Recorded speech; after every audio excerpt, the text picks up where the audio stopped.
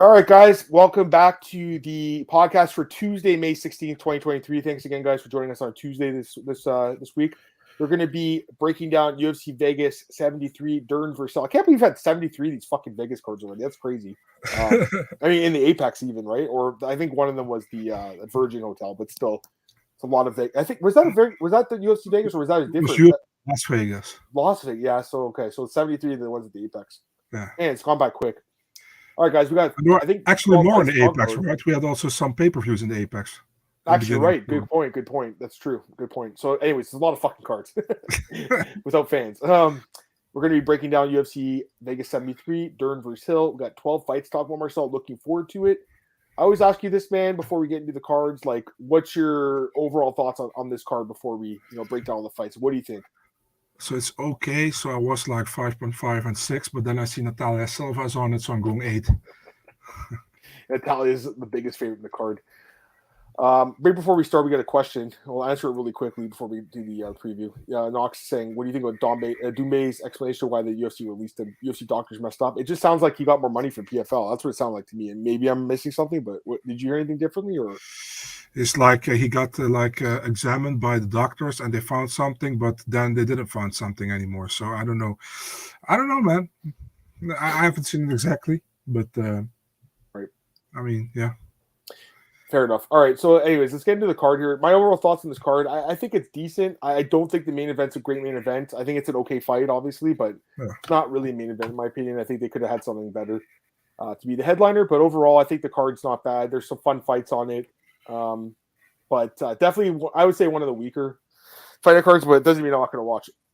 I'm obviously going to watch it. I actually think there's going to be potentially quite a few knockouts in this card as well. So, let's get into it, guys. Let's start with the first fight of the night, Marcel. We got a welterweight bout between Takashi, Sato, and Themba, Gorimbo. Odds for this one, guys.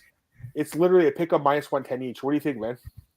It's difficult. I feel like I think this fight will keep it on the feet. I probably think. Takashi Sato has 3 losses in a row, right? But he fought good competition. Won twice in the UFC, lost 4.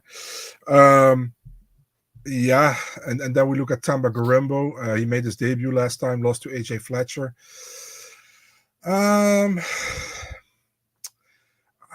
taking Themba, but I'm not sure, man. I'm taking him with a decision here, but I wouldn't be surprised if Takashi wins. It's difficult. It's a tricky one, but I can't pick this guy at Gorimbo. I trust me. It's not like I want to pick Sato because he's looked bad. Don't get me wrong, he's looked bad. Like, I don't think he's really UFC quality, but he does have power. He does have 6 fights now in the UFC. He's got some experience. He's fought really good competition too. Okay, so let's give the guy credit. And then you look at Gorimbo. I mean, the guy, he looked like decent in the first round against AJ Fletcher, who's a really small welterweight, by the way. Looked okay in that first round. Completely gassed after that. Got choked out. He hasn't fought good competition. He has limited experience in this kind of competition. He's also, not like exactly a young guy either. Sato is a little bit. He's like 6 months older. It's not the big difference, but just saying, Gorimbo doesn't have like a ton of experience, and he's not like 21. He's 32. So I can't trust the guy, Marcel, after what I saw in the debut. Again, I wasn't planning on picking Sato here because when I first looked at it, I'm like, I can't pick Sato. The guy is not good. I'm not picking him, but I can't pick Gorimbo either, dude. So we have a different pick right off the bat. I'm going to go with Sato by knockout. That's how he wins his fights. He wins by knockout. So if he doesn't win by knockout, he probably ends up losing this fight. But I think he can get the guy out of there. I'm going to go with second round knockout, Marcel. I think Gorimbo is going to get tired again and get knocked out. That's my pick. That's why I'm picking by knockout, Glenn, because all of his wins are by knockout, basically. Do you think it's possible, Marcel? I mean, I know you picked Gorimbo. Of course. Right? It's like 50-50 to me, so it can go either way. Well, literally, dude, it's a pick-up. It's minus 110 odds, so you're right. All right, let's go to the next fight here, guys, because this is Marcel's fight, and Marcel, it's your girl. I'm going to let you take it away here in a second. You got Natalia Silva against Victoria Leonardo. Marcel, minus 800 on Natalia Silva. Plus 575 Victoria Leonardo. I mean, listen, dude, we're not getting plus 200.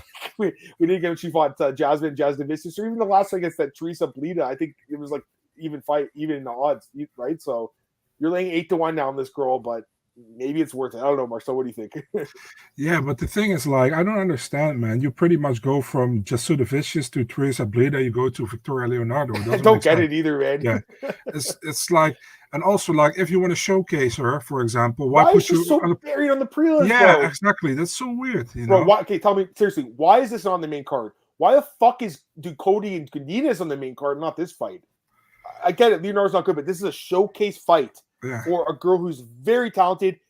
I'm bothered by this one. I don't usually get too worked up with the card placement, but she's buried on the prelims here. It makes no sense to me. Yeah. I'm going all in. I pick her by first round knockout, you know. 100%. I think she finishes the fight.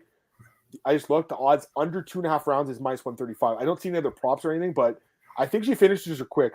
This fight's not going 3, right? I don't think so. No. I think Natalia Silva finishes her quick too. Everyone's going to say it in this chat. No one's going to pick Victoria. She probably beat the toughest opponent in her debut, man. Yeah, I know, right? And then I thought that it's almost like she went like this a little bit, right? Like, yeah, I don't get it. Weird. I don't like when they do that. I almost feel like it hurts the fighter in a way because it's like, yeah, they are getting wins on the resume, but like I think they need to go up in competition more. So. Yeah, of course. I missed a comment, by the way. Hey, dear answer. He said, "Do you think Rosenstrike's cut?" I don't think so because he's top 10, but like he didn't look good at all. I think you probably feel the same way, right? I would imagine. Yeah. Better make this count. Marcel Silva will probably finish the meter real quick. I think she finishes her really fast. I think we all do. I mean, this is not like it's not really a hard fight to call. I don't think. watch her go and lose. All right. Speaking of kind of a tricky fight to call, we got Chase Hooper getting a Nick Fiore, Marcel, and Nick Fiore is actually favored to win this fight. He's minus 140, and Chase Hooper is plus 120. I want to get your thoughts on this one, man. Yeah, and that's probably because Nick Fiore didn't look really bad against Mateusz Rebecki when everybody thought Rebecki would steamroll him, which didn't happen. And Chase Hooper didn't look good in this last fight, man. He looked really bad. Yeah, he looked really bad. So, yeah, this is a difficult one, man. I mean, Chase Hooper isn't a bad fighter, but he's just super inexperienced still, you know. And if you look at Nick Fiore, don't forget Nick Fiore has 2 wins over Jay Ellis. The GOAT. Yeah, he's 25 years of age. Chase Hooper is actually a little bit younger. He's 2 years younger. So it's 2 young guys pretty much, you know. Man, what are the odds here? Chase Hooper is the underdog plus 120. Nick Fiore minus 140 favorite. Gotta agree with it, dude. I think I'm picking Nick Fiore with a decision here. Fair enough. The odds opened at, I want to check the opening odds. Chase opened at minus 116. So opened as a small favorite. It's basically a pick 'em fight now. More money's coming in Fury, but still close odds. I don't blame you. I'll tell you that right now because Chase looked bad in his last fight. Although I do think that loss doesn't look as bad now that Steve Garcia got that crazy win over the Shayla and Nubieka guy. Like that, he's just showed his power again, right? So we know he's got a lot of fucking power. It wasn't a good performance by Chase, but like I also feel like we're kind of forgetting, you know, his fight before that against Felipe Claris. By the way, rest in peace to that guy. We think we did talk about him. Yeah, we talked about it. Yeah. That was his last fight in the UFC, and that wasn't even 1 year ago. Now he's dead. It's fucking crazy. The world's fucked. But that was a great performance by Chase. Remember that? Yeah. Like, so he went from having by far his best fight to his worst fight by far. So I really don't know kind of where he stands right now, but I do know he's only 23. I also know he's had 7 fights now in the UFC. He's 4-3, or sorry, he has 6 fights. Excuse me, 3-3 plus the contender fight. So he has a decent amount of experience now. He's fought pretty good competition, not great, but decent. Like. Garcia's not bad. Claris, Peterson, these guys aren't bad. Caceres even, like they're not bad fighters. It's hard to trust Chase because we know the holes in his game. The striking defense is terrible. But here's the thing: I watched Nick Fiore's fights, Marcel. He's a grappler, man. Like he's a guy that wants to grapple. And against Chase Hooper, like I would still think Chase would be the better grappler. Chase is also the taller fighter. He's the longer fighter. He's a southpaw. Nick Fiore's not really a great striker from what I've seen. He's more of a guy that looks to get you on the ground or you know go for an opportunistic takedown. It's possible he could out wrestle Chase because we saw that happen against Steven Peterson. But my thoughts are that Chase probably is the better grappler here, Marcel. I think he could probably get the better of the positions on the ground and grind out a decision here. I'm thinking so. I'll go Chase Hooper as a small underdog. It's not like a super confident pick because that last fight was just so bad. But at the same time, I just kind of feel like he should be favored here against a guy who has one fight. And I know he didn't look horrible, but he still lost every round. You know, it's not like he looked great either. Nick's only got 7 fights compared to 15 for Chase. That's half as much experience. He could win. He's definitely live here, but I also feel like Chase should be favored. I think the odds should probably be flipped. So there might be a little bit of value in Chase, in my opinion, but it's still hard to trust the guy. But I think it's Dogger Pass guy personally. A couple other comments here. Antoine, what's up, man? How's it going? Go back and watch the first stream, Antoine. It was a fun one. Let's ask you guys, who do you have in Aspinall versus Almeida? I think Marcel actually was the one who suggested that fight in the last stream. I think you have to probably go with Aspinall at this point, but I think Almeida's got a good chance. I maybe you feel so. I don't know what you feel like, but that's a dream fight. So, you have any thoughts? It's a tough one to even think about. Yeah, difficult, man. I think Aspinall has shown more of his striking as well. You know what I mean? Almeida hasn't, so it's very difficult. Yeah, that's why I have to pick him because I think he's more well-rounded. But like again, he's coming off that horrible injury. Like, we'll see. By the way, I have the bald guy here, so if something comes anything, up, let me know. We'll I will put the sound on if anything comes up because from my phone I can get the sound on. So, Jason's no striking beating is too well. It's concerning. I agree. That's the thing. Fiore's opposition is not very good. Looks like we were trying to put on some strength in the gym. Well, he's got to stop the takedowns. If he can stop them and get on top, he probably wins this fight. Jason's throwing in Jay Ellis for sparring as he fought Fiore twice. Did he fucking actually? Because I watched the Jay Ellis fight and like it was a joke. He got tapped out with a rear naked choke again. Like Jay Ellis is the worst submission defense of all time. I think he literally has the most submission losses, right, of all time. Pretty sure. Possible. Very possible. I think it's very, very possible. Maybe it's someone else, but I think it's him. All right, we'll go to the next fight here, Marcel. We got Ilir Latifi taking on Rodrigo Yogi Bear Nascimento. And the odds for this one, we got Yogi Bear is minus 200 and plus 170 on Ilir Latifi. What do you think? Yeah, the thing is with Ilir Latifi, you know what he's going to do? He's going to try to take you down. He's going to try to grind you out. That's what he's going to try to do. Nascimento is an okay fighter, man, but he's like really inconsistent. I feel like he won against Tanner Boza, which was a super close fight. He had the Alain Bordeaux, where he got the no contest, but he actually won, but it's overturned, right? And before that, lost to Chris Dawkins, got the win over Dontel Mace, and he's from the Contender Series before that. It's like, do I think he's good enough to stop Latifi from wrestling, you know? And I think at a certain moment, Latifi will get the takedown and wrestle with it. So I'm actually picking the dog here, man. I'm going with Latifi here. I think he takes a decision. Interesting. You think he's going to grind him out then? Yeah. Possible. I mean, Latifi's as strong as an ox, obviously, for a guy who's not the biggest heavy. We know that. But I kind of look at this as kind of like a mirror match a little bit, man. I got to be honest. Like, I think Nascimento's also kind of a grinder, too. And he's just a lot bigger. You know, he's 4 inches height. He's got 7 inches of reach. He's also going to be the heavier fighter as well. He's also 10 years younger. I mean, how could I not pick him here? Obviously, I'm picking Nascimento. All the respect, Marcel. I mean, Latifi's obviously a strong dude. He's got a chance to win, but I just think all the advantages go with Nascimento here. Like, I feel like I think the grappling spot can get neutralized. You see some striking in this fight, and I just have a little bit more faith with Nascimento to make some improvements, especially, you know, training at ATT and everything. Latifi, he's been around forever, guys. Like, we know what he does, and I don't know, man. He's kind of like a blanket now. That's kind of all he does. He doesn't really do anything else, and I kind of feel like the UFC knows what they're doing with this fight. Personally, I think they got a guy that can neutralize the other guy in his best area, and I think he's going to do that. So I'll take Nascimento here, and like you said, the TV's pretty durable, right? So I'll take him by decision. That'll be my pick, Nascimento by decision, but I do think he wins the fight. Yeah, Glenn, I figure it was a joke. Get your Twitter fingers ready, Marcel, for sure. I have my phone ready for the announcement, so we still see this. All right, we'll go to the next fight here. We got Orion Cosce taking on Gilbert Urbina, and the odds for this were interesting. Cosce actually opened as like minus 225 favorite, and now the odds are basically a pick of minus 120 Cosce plus 100 Urbina. So a big line movement here on Urbina, which is kind of weird because he hasn't fought in forever. But I guess people are fading Cosce. I don't know. What do you think? I don't know, man. It's a really weird fight to me. You know, Orion Cosce got that win over Mike Mathida, known as Blood Diamond. Started well, I think. Then also gassed again, but he still got the win. Urbina, yeah, he gassed bad in that fight, but that was like against Battle, and it was short notice. I think he got that replacement for the Ultimate Fighter finale. This is such a really weird fight, man. Where I wouldn't be surprised if this goes to a split decision or somehow, you know? Yeah. I'm taking Cosce here, but I'm far from sure. I wouldn't bet on this fight at all. I'm with you. Even though the line movement, like, it's kind of tempting to take Cosce now because the line movements move so much. It's still, like, kind of a weird fight, head-scratching fight. And, you know, Urbina hasn't fought in a while, right? And, like, maybe he's gotten better in the 2 years he's been away. It's possible. He's still a young guy. He's only 27, right? He's very young. They both have the same amount of experience, 9 fights, not much. Urbina's actually the taller guy, longer reach, younger fighter. Like he's got some advantages in this fight. There's no doubt. Like he could pull it off. I just find it hard to trust a guy that looked pretty bad in his debut that hasn't fought in 2 years. It's not like this isn't fucking GSP that went away for 4 years. This is Gilbert Urbina. And to be fair, like the Urbina brothers have not done well in the UFC. His brother Hector Urbina didn't have a good career either in the UFC. I just feel like they're kind of guys that are, they're born fighters, Marcel, but they're not UFC caliber, if that makes sense. His brother went 1-2 in the UFC. Was there a third brother? Was there a third Urbina brother? Hector Urbina, Gilbert Urbina. I think there was, but I don't know if it was in the UFC. Let me check.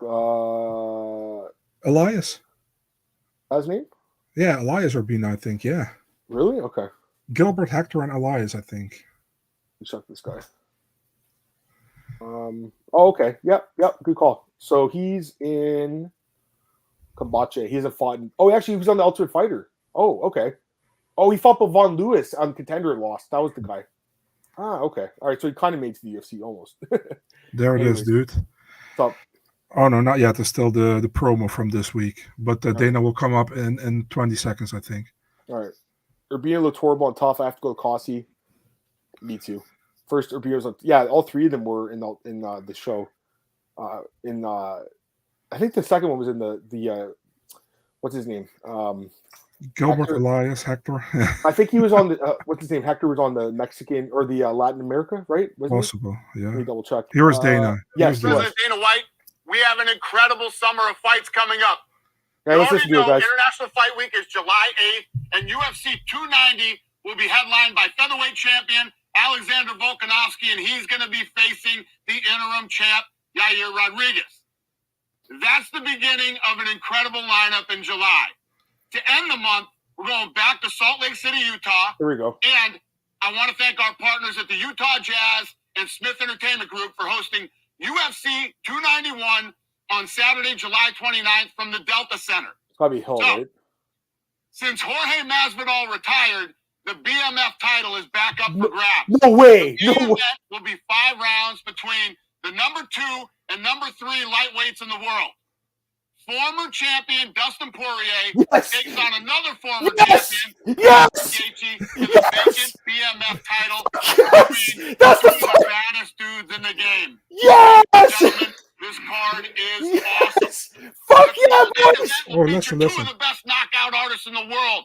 Former UFC light heavyweight champion Jan Blachowicz takes on former middleweight champion Alex Pereira in his first fight at light heavyweight. Plus, Tony Ferguson versus Bobby Green, Michael Chiesa versus Kevin Holland, and Paulo Costa is back, and he takes on Contender Series standout Ikram Aliskerov. Prelims are going to be on ABC, and some of the other big fights include Derek Lewis versus Marcos Rogerio de Lima, and Stephen Thompson takes on Michelle Pereira.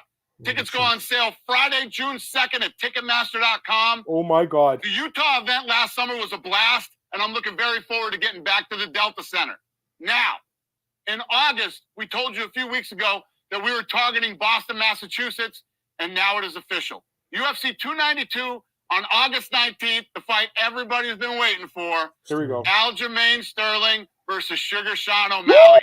O'Malley is unbeaten in his last 5 fights and will be the 4th Contender Series alum to fight for a UFC title.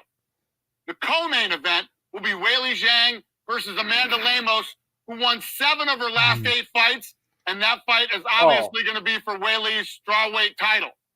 Back in Boston for the first time in almost 4 years, and we will see you this Saturday for Dern versus Hill on ESPN+. And do not forget, Power Slap is back live. Nobody cares. Bro, I'm fucking pumped. Boys. Let's go. Dustin Poirier and Justin Gaethje for the BMF, it just makes sense, right? It makes sense. I know it's just, it's a fake title or whatever, but that fight is fucking awesome. And the fact it's a 5-round fight is beautiful. Blachowicz and Pereira's amazing fight. And then you have, was it Bobby Green and Tony Ferguson? That's a fun fight. What was the other fight you said for that card? Did you say Derek Lewis is on? Yeah, Derek Lewis against Marcos Rogerio de Lima. Okay, didn't they fight once or no? Am I mistaken? Maybe I don't know. I can't remember. No, Chuck. But yeah, I mean, overall, man, good announcements. And then obviously you have Aljo and Tony Ferguson, Bobby Green. Yep. No, he didn't fight De Lima yet, so that's a new fight. Costa against Alice Karov. What do you think of that fight? What do you think? I think Costa might gas at Salt Lake City. Bro, so this is on ABC. It's a free card.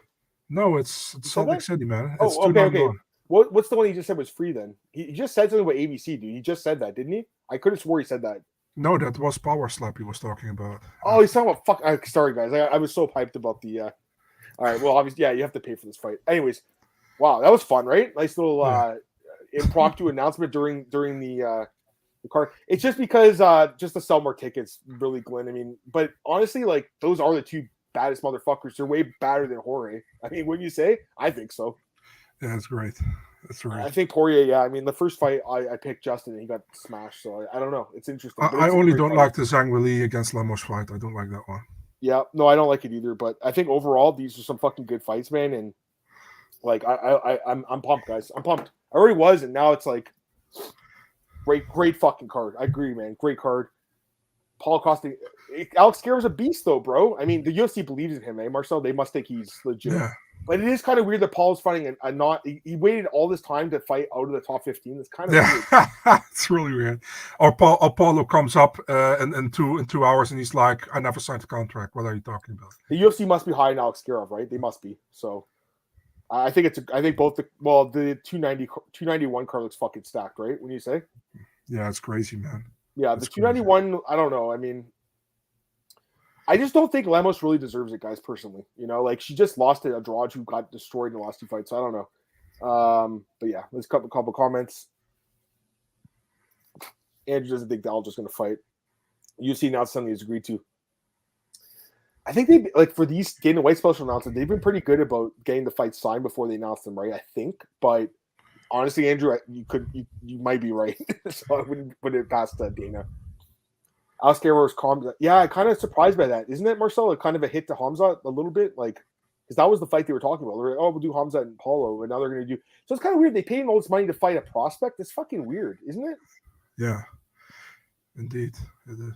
But what the hell is with those renamed locations the whole damn time, man? It's now the Vivint Arena. And yeah, they've changed on July 1st, they're going to change it to Delta Center. It's like what they did with where in Utah? In Utah? No, yeah. But this is what they did with the Miami. First, it was like the Miami Dade Arena. And that's the Casilla Center. Yeah, that was different. They had a sponsorship with Crypto.com, and then that guy, or was it whatever that Max Bankman Fried guy? Remember that guy that like went to jail for like? Yeah, that's why they changed it because that dude's a scam artist. It's not Juice better. What does he agree with Marcus on? What did Marcus say? I can't. What did he say? What did you say, Marcus? Oh, Costa. Yeah. I mean, I don't hate the fight because I think Alex Guerrero is legit as fuck. But like, it is just weird the guy didn't fight for a year, then gets this fight. He also thinks they're trying to take the strike from Francis, possibly. Confirms Hamza Usman. That must be the fight, right? They must be trying to do that fight. Are they going to do it in Abu Dhabi? Is that what you're hearing, or have you heard anything? No idea, man. No, I haven't. Do you think that's what they're going to do? Because I know Usman asked for the fight, right? So. Very possible, yeah. He did look old, the guy in the comments, but both guys are Muslim as well, right? So it would be perfect for an Abu Dhabi, I think. Chimaev against Usman. It's a good fucking fight. You know what's crazy? I just started my softball season. You know what's fucking crazy? There's a street right beside the park. It's called Usman Street. I'm like, what the fuck? It's so random. I'm like, did Kamaru live here or something? Anyways. All right, I think we should get back into the track on the fight. Oh yeah, we want to do the card. Oh yeah, we're doing the card. We're doing the card with the Dana White special announcement. I just slipped in the timestamps. I put like 16:35 Dana White special announcement. So nice. All right, man. Let's get back to the card. I say. Yeah. All right, guys. Let's go back to the card. We got a women's strawweight bout next. We have Vanessa Demopoulos, Little Monster taking on Karolina Kowalkiewicz, and the odds for this one. Karolina's favored minus 130, Vanessa Demopoulos plus 110. You taking Marcel, Karolina, or Vanessa? Yeah, also a very difficult fight to pick, in my opinion. I think if you look at Vanessa Demopoulos, yeah, she won her last 3 fights, but I still think she didn't win against Jinju Frey. I think she got lucky there. Against Maria Oliveira, she did good. I think she won that fight. Gomez Juarez, she got dropped, I remember. I think she got dropped and then she pulled out an armbar, right? Karolina Kowalkiewicz, 2 wins in her last 2 fights. Good win over Felice Herrig, good win over Gomez Juarez. Before that, like a 5-fight losing skid. Yeah, it's a difficult one. I think it's really a pick 'em here. Yeah, I think I got to go with Vanessa Demopoulos with pain in my heart, but I think she wins. I mean, Decision. I think she wins too. I actually really like her here as an underdog, so I feel pretty good about her here. I don't really understand why people are betting on Karolina. I mean, she to me is on the end of her career. I know she beat Silvana, but it was a very close fight. It wasn't impressive. The Herring fight, she beat a fighter that retired after. Before that, 5 straight losses, right? Like, to me, not impressive at all. And then Vanessa, on the other hand, I think she's looked phenomenal. She's won 3 straight fights, looked amazing at Silvana when she jumped into Joe Rogan's arms that one time. The Jinyu Fry fight was very close, but she ended up pulling it out. And then I thought she looked great against Maria Oliveira. Dropped her, took her down, and then won the decision. And controlled her for a good portion of that fight, 8 minutes of control. So I think it's a good fight for her, man. I do. Like, even though she's the same age as me, she's 34, but she's still 3 years younger than Karolina, who's, almost Karolina she still looks great, don't get me wrong, but like she's almost 40 now, it's getting up there in age. And Karolina I understand that Vanessa's got this short reach. It's like really, really short, 59 inches. But I still feel like this is a fight she can win, man. I feel like she can just be more active, mix it up more, land some decent shots, but then grind it out against the fence, maybe get a takedown here and there and win decision. I like her as an underdog. I think she wins the fight. Plus 110, I'm taking Vanessa as an underdog here. So that's my pick on this one, man. All right, we'll go to the next fight here, guys. We got this is the first last prelim, right, Marcel? This one?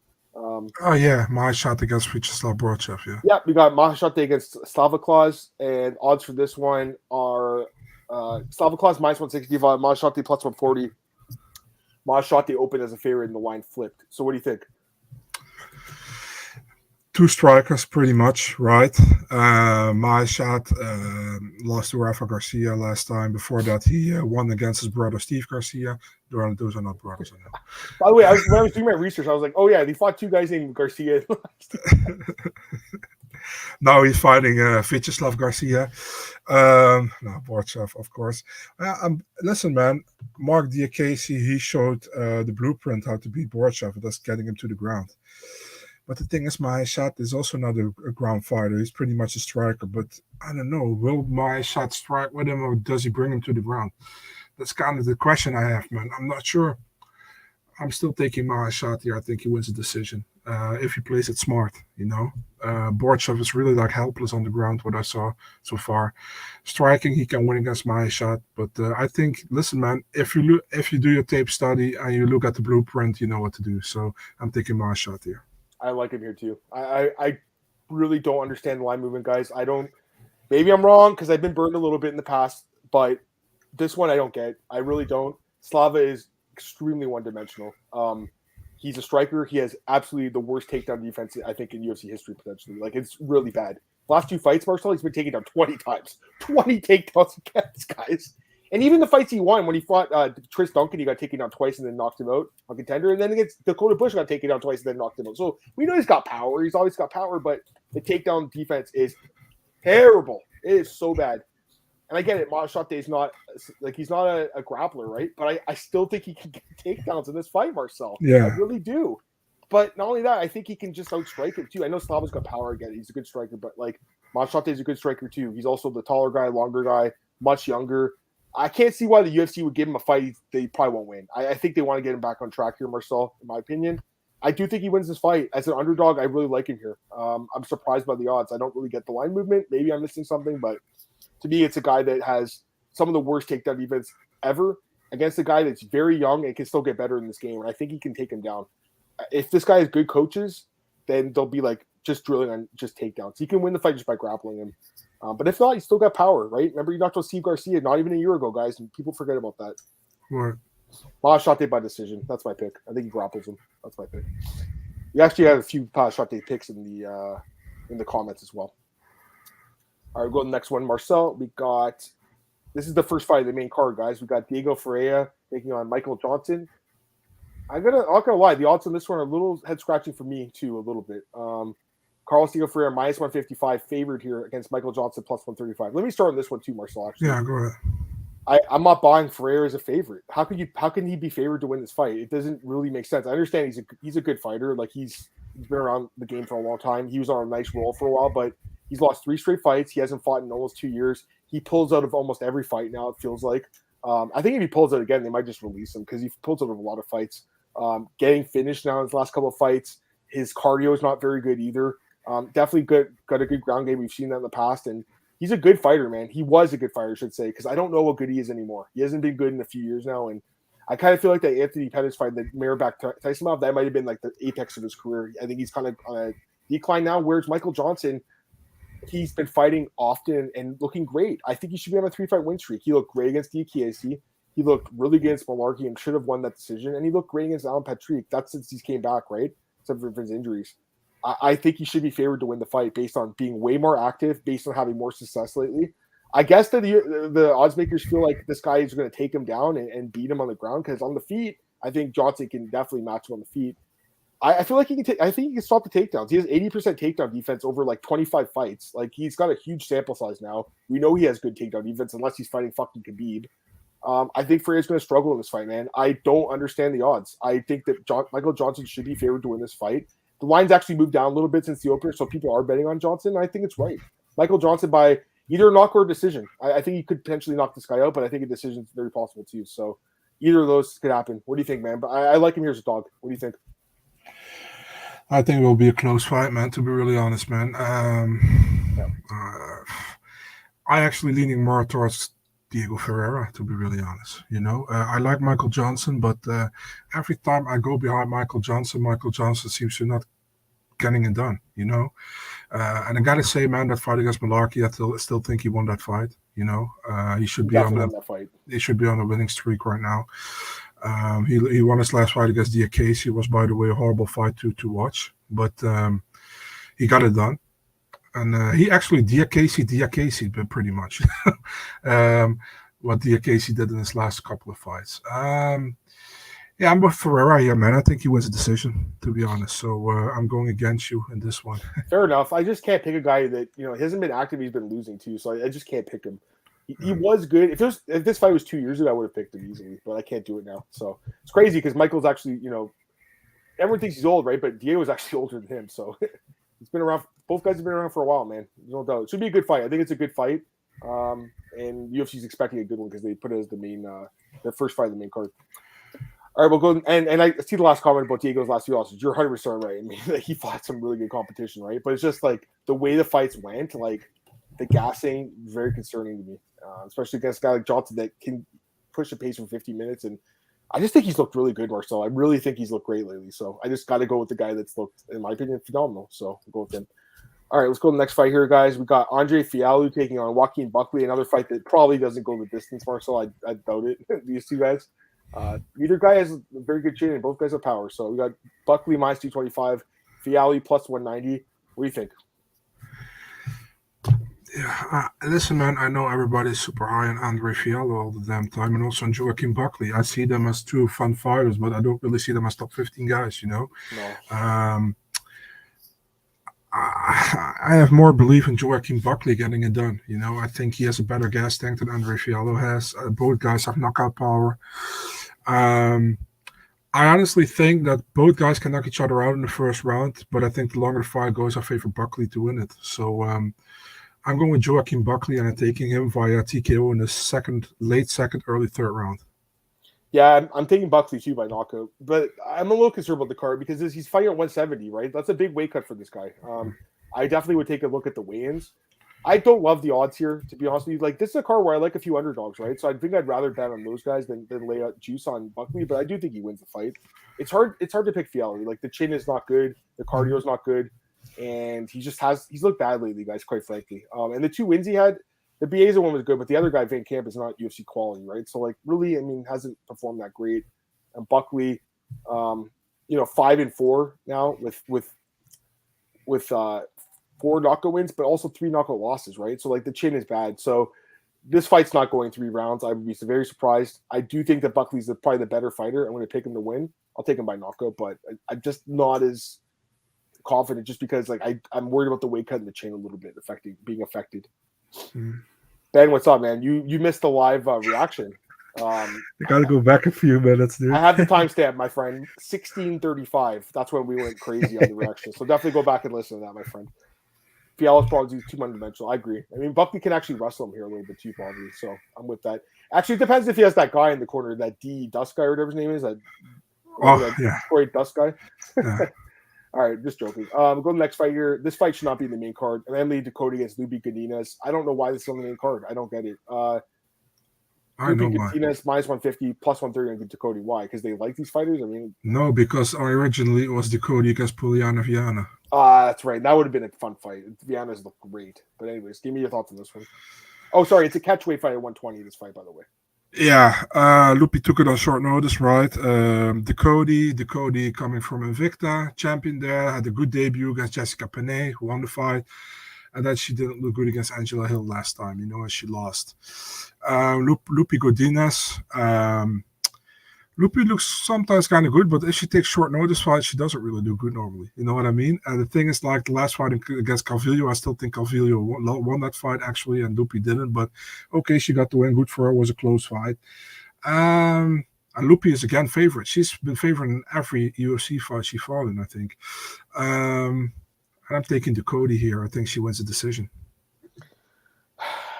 I'm actually with you on this one too. I'm with you on this one, man. Another underdog pick. I actually picked quite a few dogs in this card. I think you did too.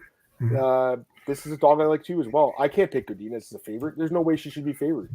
Like, she's so inconsistent and like her striking is bad.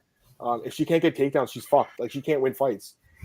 She's been extremely overvalued in the UFC so far. She has not looked that good in the UFC. Her overall record is 4-3, but like, let's be honest, like, I don't think she beat Calvillo. Although again, she should have beat Penne, so it kind of like evens out a little bit there. But like overall, Marcel, like the Hill fight was so bad to watch, and then like the wins are not great either. Like, she fought Carnelossi, I don't think she's in the UFC, and then Loma, who is small, like should be an atom weight. I'm not impressed by her, man. I'm really not, and I also feel like her management's not doing her a favor. Again, same thing I've been saying for 2 years with this girl. Like, they give her every short notice opponent she can get, and she's losing these fights. She doesn't have a great record in the UFC. She has to win this fight. I don't know if she will, though. I think Ducote, she looked like shit against Angela Hill. I get it. I'm hoping it was just a bad night at the office. I'm kind of thinking it was, because she looked great against Penne. Tons of experience in Bellator, fighting for the belt there. Invicta champ. Way more experience.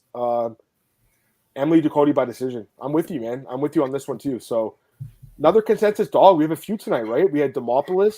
We had Ducote, Demopoulos, and who's the other one? Maheshate. Right? Yeah. Wow, that's crazy. And then you also picked Latifi, and I also picked Chase Hooper as a dog. What was the other fight? You took Ferreira as a dog too. Yeah. So I think we both took I took Hooper. I said so. We both have a bunch of dogs here, man. Interesting. I hope it's right. I mean, the dogs win. Last week we hit a few of them, man. We hit Brown. We hit Douglas Silva de Andrade. There was a few other ones. I had Themba as well, by the way. Yeah, it's a pick 'em fight, so it's. It's a pick 'em. I'm sorry, guy. No worries. You don't have to apologize, man. Not to me. Grateful dude. I like over 2. I think it goes 3 rounds. I think Ducote by decision. All right, let's go to the next fight here. We got the co-main event: Edmund Shabazian taking on Anthony Hernandez Fluffy. And right now, Fluffy is the favorite here at minus 240, plus 200 on Edmund. I'll start with this one too. It's fucked, right? Because 2 years ago, if you asked me who would win, I would pick Edmund without hesitation, right? I know you feel the same, right? You would have. Of course. I can't pick him now, dude. I can't do it. I don't trust him anymore. I know he beat Dalcha, but that's not a quality win. That guy's not UFC caliber. Before that, looked terrible of the losses. His ground game was bad. He's taking a guy that is a phenomenal grappler with an endless gas tank. This is just a bad fight for Edmund. Unless Edmund's really leveled up the grappling that much that we don't know about, I don't really see him winning this fight. He obviously has the chance to knock out Fluffy in the first round like Colin did. That's his only chance. I think this fight is a good fight for Hernandez, man. He's looked phenomenal the last couple fights. Crazy amount of takedowns. We know the cardio is there, Marcel. We know the submissions are there. I think he out grapples him, and honestly, I think there's a submission chance for sure. I think it's actually kind of likely here. So, yeah, you know what? Honestly, thinking about it, Edmund's not got the greatest gas tank, man. So I'm leaning a little bit towards Fluffy by sub. That would be my lean. What do you think? I feel the same way, man. I really like Edmund, but cardio, dude, he looked better last time, but it was against Dalcha, and I don't really have Dalcha high, I kind of feel the same, it's like I think he can knock him out in the first round for sure because Edmund has that power to do it, But if he doesn't knock him out in the first round, I think probably Hernandez takes over. Oh. So I'm going with Hernandez second round submission. Unless Edmund really changed something and he can go 3 rounds, then I can see Edmund winning. But my initial pick is Hernandez second round submission. It's been almost 4 years since Edmund knocked out Brad Tavares. Yeah, it's unbelievable. That was actually the BMF title. It was almost 4 years ago. Yeah, it's like I remember when he was. I think he was a favorite going into against Derek Brunson back then. And of course he was. He was on a roll, dude. They got destroyed, was, and then Jack Hermanson destroyed him, and then Nasruddin Imavov smashed it too. He looked good against Hermanson in the first round. And then he just got destroyed in the ground after that. Remember, like Jack's just in full mount, raining down blows. Yeah. I don't trust the guy. I just don't. I don't trust him. All right, we'll go to the next fight, I should say, guys. This is the last fight in the card. This is the main event. We got Angela Hill taking on Mackenzie Dern in the women's strawweight division. It is a 5-round main event fight. Mackenzie Dern favored to win the fight, minus 170. Angela Hill plus 145. I'll just start it off, Marcel. I'm picking Mackenzie Dern. I think she's just a way better grappler, obviously. The striking's improved. I do think if this fight's going to be on the feet for extended period, she could be in trouble because Hill has shown she's a very good kickboxer. I mean, you can say a lot about her, and she's been very inconsistent over the years, but the grappling's been more the issue. The striking's pretty good. So Dern's going to have to wrestle her, but I actually think, I know her takedown accuracy is very bad, but she's still able to get fights to where she wants to be. If you look at even the losses, like she lost to Jan and Marina, but she even got those fighters in bad positions on the ground, right, and almost submitted both of them. So I feel like against someone like Hill, I know she hasn't been submitted. It's been a while, I think, right? I think, was it Brandon Marcos? Yeah, 2019. It's been 4 years. I still think Dern can submit her, though, man. I just think there's levels on the ground game here with the grappling and the jiu-jitsu. Again, I'll give Hill credit. She's improved. There's no doubt. And her takedown defense is decent, but I still think she can get taken down. I'm looking at that Vina Jandiroba fight from a couple of years ago. Was it last year, actually? No, I think it was last year. 2022. Oh, yeah. Sorry. It was like basically a year ago, May 14th. I think it might look like that, Marcel. Where he takes her down. But I actually think she can get the submission in this case. So, yeah, I think Mackenzie will get her down and submit her. That's my pick. What do you think? Yeah, first of all, I'm going to talk to both girls tomorrow, so check those interviews out. Of course. Yeah. I feel the same way, dude. I mean, Angela Hill, she's striking probably better than Dern, but I think Dern gets to the ground. But that's the main thing with Dern. Does she get it to the ground? That's mostly her problem, to getting it to the ground, But I think she will be able to get Hill to the ground. And I'm going early, man. I think she can submit her in the first round if she gets her to the ground. That's the main thing. And if it happens, she will submit her. So I'm with Dern here as well. First round submission. Although I think as long as if it goes any longer and she's going to struggle to get her to the ground, she'll have a problem probably on the feet. So, but I'm going with Dern, first round submission. Yeah, I'm with you. I think she submits her too. We got a couple of comments here. Evans at Extreme, that's true. I think he was there last fight, wasn't he? Yeah, he was. Yeah. I love the Angela 3 rounds return as an underdog, bigger octagon for Charlotte, but now it's 5 rounds at Apex. I'm not confident Hill. I think it does favor the grappler usually, right? The small cage. During exceptional BJ practitioners struggle taking your opponents. I agree. I mean, like I just mentioned, like the accuracy is bad, it's 11%, but she still gets it to the ground somehow, right? Like Marina fight again, she didn't submit these fighters, but she still put them in bad spots. And that fight with Jan, Marcel, I think it kind of looks better now that Jan knocked out Jessica, right? Like it looks a little better. There was a majority decision. It was, I think a lot of people, including myself, scored that fight a draw. It was a very close fight, right? So. I think the Lemos fight was super close. I actually scored that for Hill. I remember. Yes, I agree with that. That's the only split decision I really scored for Hill. Same here. That was one that she probably should have won, right? So, I mean, there's a few other comments here. Let's get them. Which fight does Marcel recommend for a toilet break? Ilir Latifi against Rodrigo Nascimento. Oh my god, it has to be, right? The other one I was thinking is what's it called? Fiore against Hooper. Yeah, because I just don't think it's UFC caliber, man. I really don't. We got our boy Craig from the Discord in the chat. What's up, Craig? I saw Blink-182 last night, Craig. I know you went on Friday, I think, right? It was a good concert, man. It was fun. It was awesome. Glad to see you in the chat, my friend. You missed. I don't know if you've been here, but you missed all the picks. We just finished. You missed the announcement. And you missed the special daily special announcement. That was awesome. That was cool. We got the live reaction for that. That was really cool. So maybe one day we'll get that again. Actually, I'm kind of glad we did the podcast today now that we got that reaction. All right, so that's it for UFC Vegas 73. Let me just get a few other comments here, and then we'll probably get out of here in a second, guys. Do you think Jamal Hill and Ankalaev in September pay-per-view? Is that the fight? Nah, they're definitely going to try for Hill against Prohaska.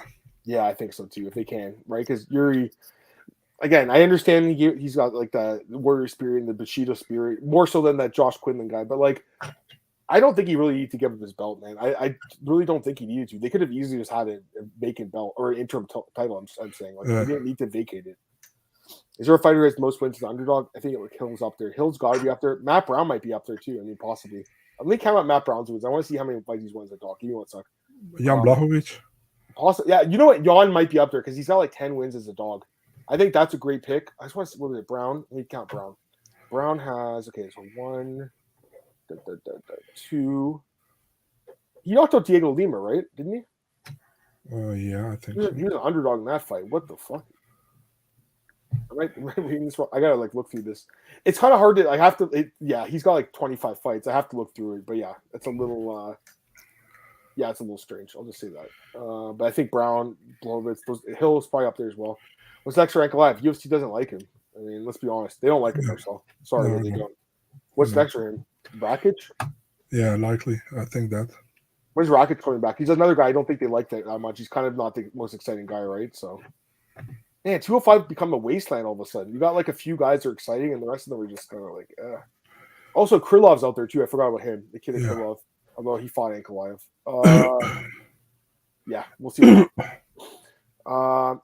If you guys have any other last-second questions, throw them in here. We'll answer them really quick before we get out of here. Was there anything else you wanted to talk about, Marcel? Was there anything I forgot to mention? Or no, man.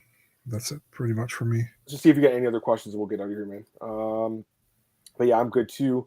Yeah, I think the card's not bad. I mean, it's not the greatest main event, but I think there's some good prelim fights, and I think that you'll see a lot of finishes on this card too, I believe. So doesn't look like we're getting comments here, so that's okay. I think people are good to go. It's 7 o'clock now. It's like dinner time. Although for you, what is it? It's 1 a.m. Yeah, it's 1, and I still have enough to do still because of those announcements. So yeah, I'll get you out of here, Marcel. Jan and Alex.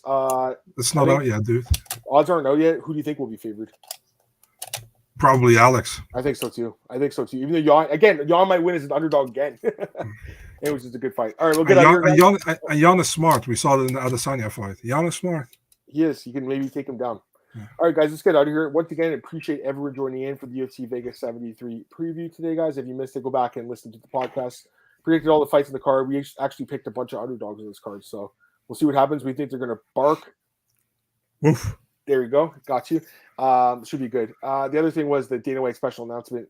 Again, 16 and a half minutes into the podcast, we had the live reaction. And if you want to see somebody hyped, add him there. Well, yeah, literally like two of my favorites of all time, Dustin and Justin fighting for 5 rounds. I mean, how could you get it?